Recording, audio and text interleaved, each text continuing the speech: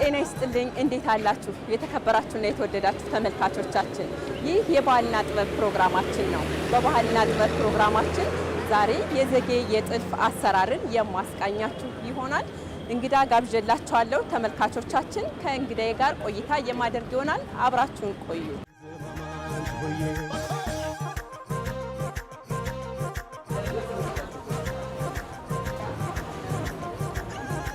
እንዴት ዋላችሁ እንዴት ናችሁ ሰላም ናችሁ ስራ ሰላም ነው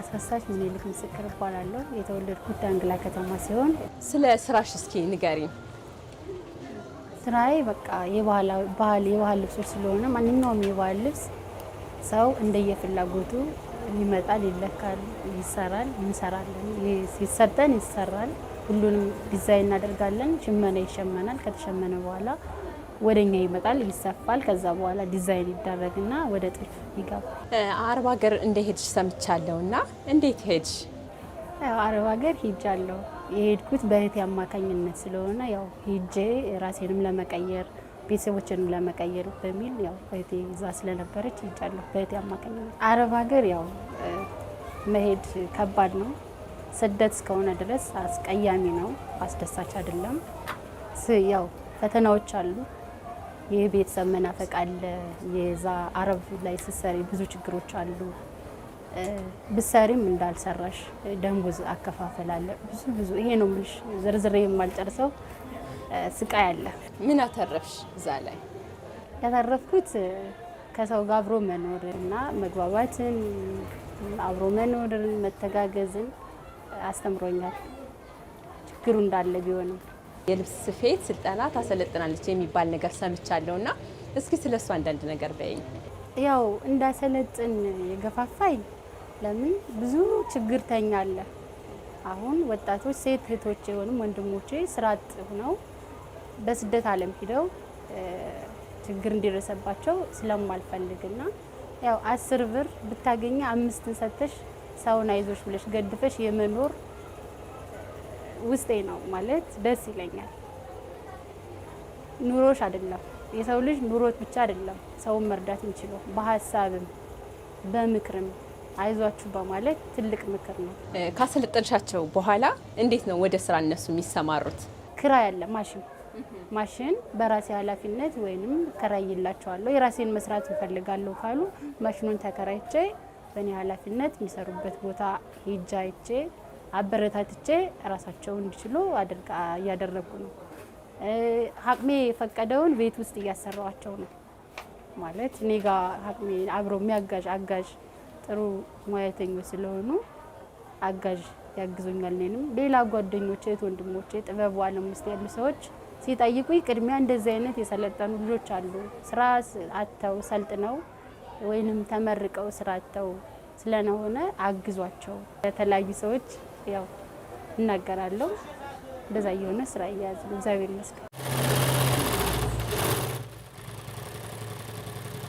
ካንቺ ጋር ቆይታ ላደርግ የመጣሁት የባህላዊ የዘጌ የጥልፍ አሰራር ነውና አንቺ ላይ ደግሞ ተሰርቶ አይቻለሁና የሱን አሰራር ብታሳይን ይሄ የዘጌ ቀሚስ ይባላል ጥጡ ይለቀማል ከተለቀመ በኋላ ይለቀምና ይባዘታል ከተባዘተ በኋላ ይነደፋል ከተነደፈ በኋላ ይፈተላል ከተፈተለ በኋላ ማጉ ይቀለማል ቀለም ይባላል በእንዝርት የተፈተለ ይቀለምና ወደ ሸማኔ ይሄዳል ሸማኔዎች ዛሃና ማጉን አቀላቅለው እንደዚህ የተዋበ ያገራችንን ልብስ ይሰጡናል ከዛ ወደኛ ይመጣል እኛ ደግሞ የሰው ልኬታ ይሰጡናል ሰዎች እንለካለን በልኬታቸው መሰረት ነዶ የመጣልን ነዶ ወደ ሰፊታ እናስገባዋለን ከተሰፋው በኋላ ዲዛይን እናደርጋለን ዲዛይን ማለት አሁን የዘጌ አንድ ዲዛይን ሲሰሪ እቺን ለመስራት እንደዚህ ታይና እቺ ማለት እቺ ነች እንዲህ ታደርጋለሽ እንደዚህ ያደርሽ እየሰራሽ ወደ ላይ ከሄድሽ በኋላ ዲዛይን ይወጣል መጀመሪያ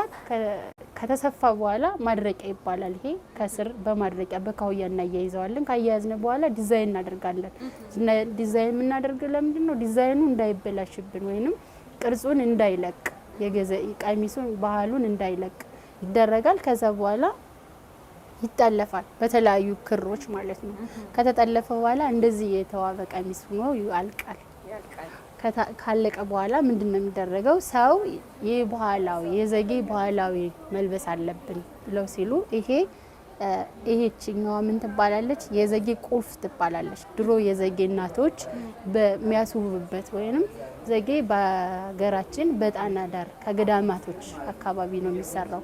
ዘጌ ደግሞ በገዳማቶች አካባቢ ስለሆነ ከጣና ሐይቅ ወይንም ከዘጌ ገዳማት ስለሚገኝ በገዳማት ስር በአንዳንድ ገዳማት ስር ነው የሚሰራው።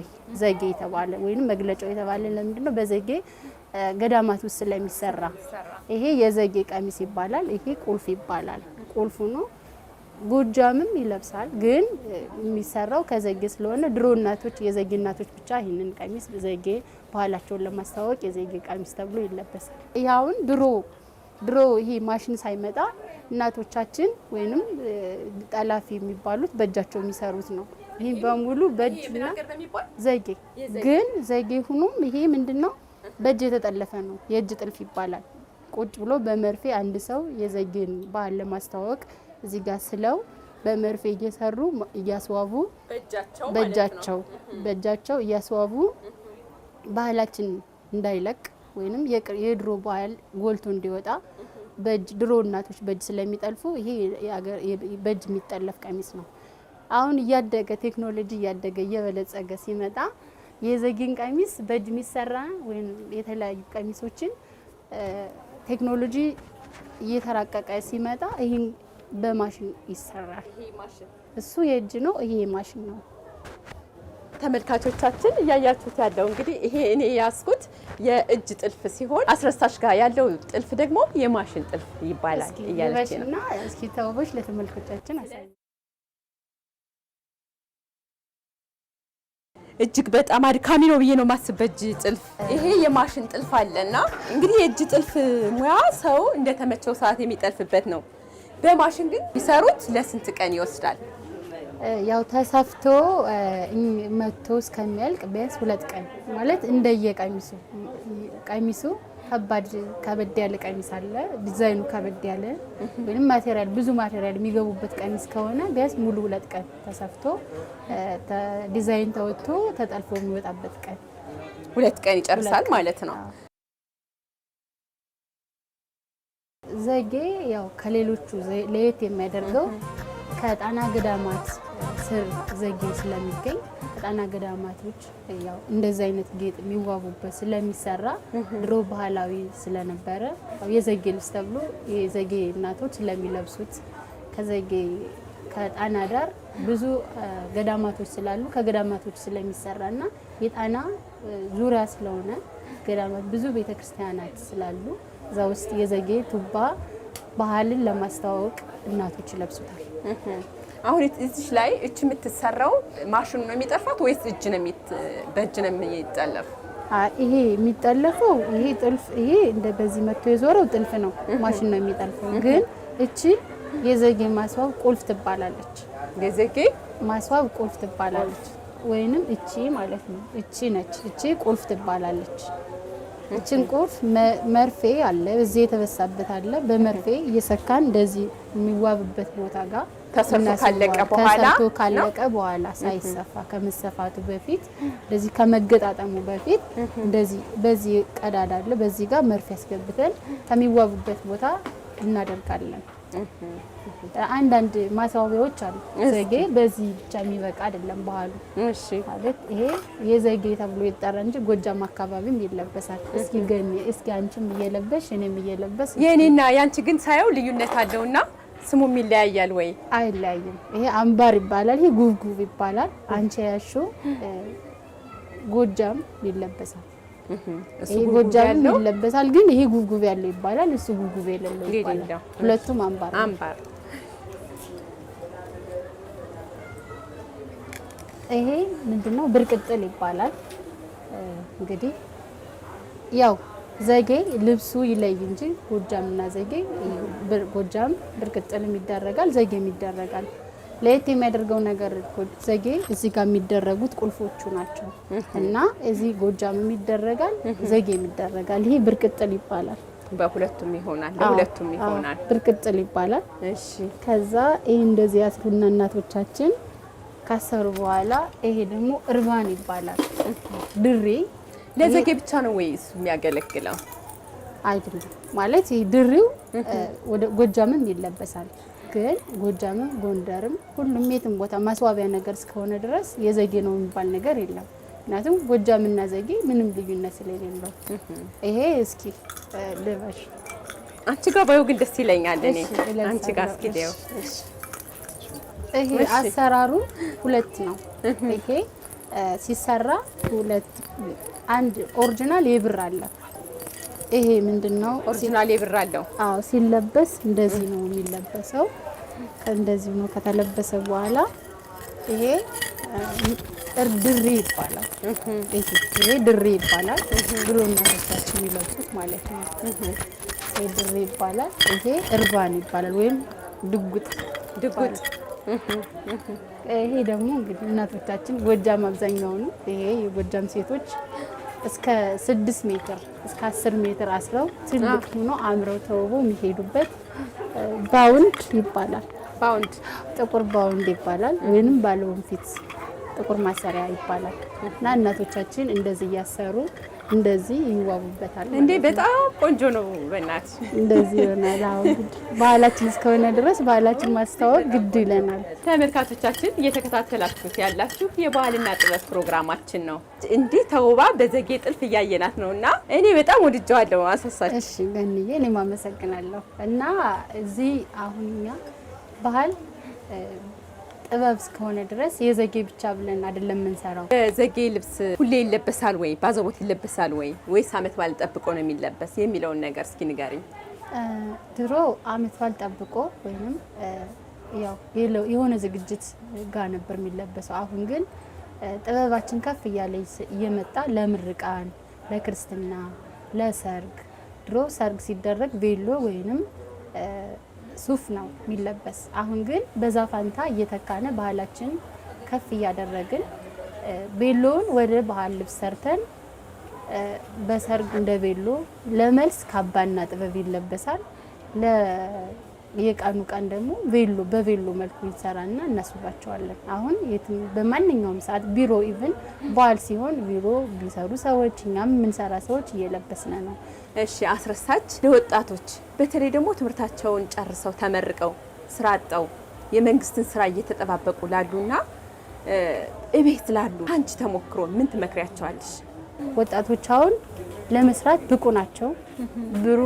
ብቁ ሆነው ጥሩ የሚደርሱ ብሩህ አይምሮ ተስፋ ያላቸው ስለሆኑ ታላላቅ ሰዎች ከኛ ከፍ ከፍ ያሉ ወይንም አቅም ያላቸው ወይንም መንግስትም ሆነ መንግስታዊ ድርጅት ያልሆኑ ወጣቶችን ሰብሰብ አድርጎ አይዟችሁ ምንድነው የሚቸግራችሁ ለሰው ልጅ ብዬሻለሁ። ኢቭን ሰው ስጭኝ ብሎ ቤት ውስጥ በሚመጣ ተቆጣ ብለሽ ከምትልኪው ጥሩ ፈገግታ አሳይተሽ ብትልኪው ያ ሰው ሞራል ይሆነዋል። ወጣቶችን እናግዛቸው፣ ምክር እንስጣቸው እና ከጎናችን እያደረግን እየመከርን ወደ ትልቅ ደረጃ እናሳልፋቸው ባይ ነው። በጎነት ላንቺ ምንድነው? ስራ አጥቼ ብዙ ጊዜ ቤት ውስጥ አሳልፋለሁ ሳይቸግረኝ። ያው ስራ የሰው ልጅ ባይዘው ቤት ውስጥ ዋለ ማለት ሳይቸግረውም የአእምሮ ረፍት ወጥቶ ስራ መግባት ያስፈልጋል። ቤተክርስቲያን አንዴ ሄድኩና እመብርሃን እውነት ስራ ወጥቼ የሚገባበት የሚያስደስት ስራ ብትሰጪኝ አንቺን ለጠየቀ በቃ አንቺን ስለመቤት ይላለ ለመስጠት ወደ ኋላ አልልም ብዬ ቃል በገባሁት መሰረት እያለኝ ሲለምንኝ ይሰጣል። ኢቭን አንዳንዴ ሲለምንኝ ፎርሳዬን ነው ማየው ማለት ፎርሳዬ ውስጥ ጋር ግድ እሰጣለሁ። ባይኖሬ ደግሞ እሷ የማታውቀው ነገር የለም እግዚአብሔር ይስጣችሁ ብዬ ምለው ነገር አለና ሰው ሲሰጥ ውስጥሽን ማየት አለብሽ። ባይኖርሽም አንድ ዳቦ ተካፍለሽ ማደር አለብሽ። ለወደፊት አስረሳችን በምን መንገድ ላግኛት እስኪ? አስረሳችን እንግዲህ እኔ ትልቅ ማለት ትልቅ ራዕይ አለኝ።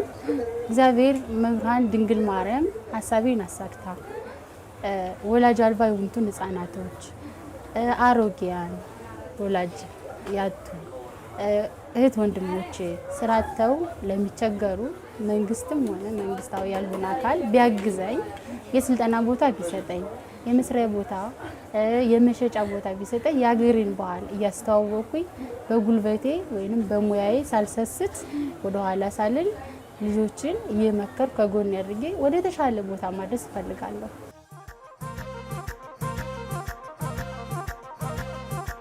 ስራ ያጡ ወጣቶች ብዙ ስራ ያጡ ወጣቶች አሉ።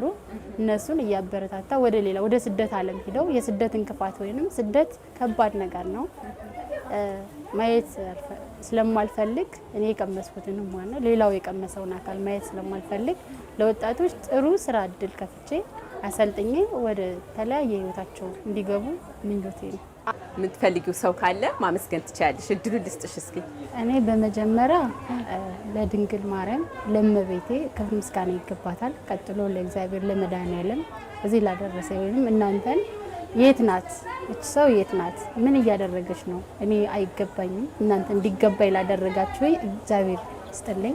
ድንግል ማርያም ሀሳባችሁን ትሙላላችሁ። በመቀጠል በጣም ወዳት በጣም ማከብራት እናቴ ሁለመናዬ እህት ያለች እህቴ እወድሻለሁ። ስሟን ጠይቀሻል? ሰላማዊት መላኩ ትባላለች። እህቴ እወድሻለሁ ለምታደርጊው ነገር ላስተማርሽ በጎነት ያው እጅግ በጣም አመሰግናለሁ። እናቴ አባቴ እግዚአብሔር ያቆይልኝ። መላው እህት ወንድሞቼን እግዚአብሔር ይስጥልኝ ይላል። አዛለው ልባላለሁ። አብረን የምንውለው ሁሉን ነገር አውቃለሁ ስለሷ። አስረሳች በጣም ትሁት ታታሪ፣ ሌሎች እንዲበቁ ሌላው ሰው እንዲሰራ ኢቭን እንኳን እኔን ቀይሪና የባህል ልብስ አድርጊው ለምን አብረን አንሰራም የኛ ይሻላል ሌሎችን በመርዳት ስልጠና በነጻ ትሰጣቸዋለች። ዝም ብላ ገንዘብ እንኳን ከሌላቸው ችግር የለውም በቃ እናንተ ሙያ ተማሩ እንጂ የእናንተ ሙያ ለኔ በቃ በቂ ነው እናንተ ማግኘቴ ብላ የምታስብ ልጅ ናት። በጣም ጥሩ ልጅ ናት። ቀን ስራ ነበር የምሰራ። ያው ቀን ስራ ያሰርተሽ ደግሞ ስልጣኑን ብዙ ክፍያም ስለማይኖረው ክፍያም በቃ ለክርና ለቤት ክራይ የሚሆን ብር ነው የሰጠዋት። እዚሁ አሰለጠነችኝ፣ እዚሁ ነው የቀጠረች ከራሷ ማለት ነው እንጂ ከዚያ በፊት ቀን ስራ ነበር የምሰራ። ልጅ አለችኝ አሁን 6 አመት ናታል። እሷን ከጂ እያስተማርኩ ነበር ቀን ስራ የምሰራ። አሁን እግዚአብሔር ይመስገን ይሄን ሙያ ከለመድኩ በኋላ በተለይ አሁን ራሴን ከቻልኩ በኋላ በቃ አፍ እየሰራሁ ነው። በዚህ አጋጣሚ በጣም አመሰግናለሁ። ከዚህ በኋላም በቃ የሚመጡት እንደኔ አይነቶችን ከቀን ስራ ወጥተሽ ሌላ ደረጃ እንድታደርሽ በቃ ነው። በጣም ወድሻለሁ፣ አመሰግናለሁ። ወደዚህ ስራ ደግሞ ምንም እውቅናው አልነበረኝም። እዚህ ከመጣሁ በኋላ ሰለጠንኩ ጀመሩ። አሁን በስራ ላይ ይገኛሉ። ግን እፈልጋለሁ ለዚህ ደረጃ ስላደረሰችኝ በገንዘብ ማገዝ፣ በሀሳብ ማገዝ፣ አይዟችሁ ከጎናችሁ ነኝ እንደማለት በቃ እውነትም በቃ ከፈጣሪ በታች ሰው እንደተላከልሽ አይነት የሆነችልን እሷኛ ማለት ነው። ዛሬ የዘጌን የጥልፍ አሰራር ሳስቃኛችሁ ቆይቻለሁ። እንግዲህ ካስረሳች ብዙ ነገሮችን ተምሬያለሁ። ሰው ማገዝ፣ ሰው መርዳትን ተምሬያለሁ። ደግነትን አይቼበታለሁና ተመልካቾቼ ለወደፊት አስረሳች ትልቅ ቦታ ደርሳ እንደማገኛት ምኞቴ ነው። ቆይታዬ ይሄን ይመስል ነበር። አብራችሁን ስለነበራችሁ እጅግ በጣም አመሰግናለሁ። ገነት ንጉሴ ነበር። ጤና ይስጥልን።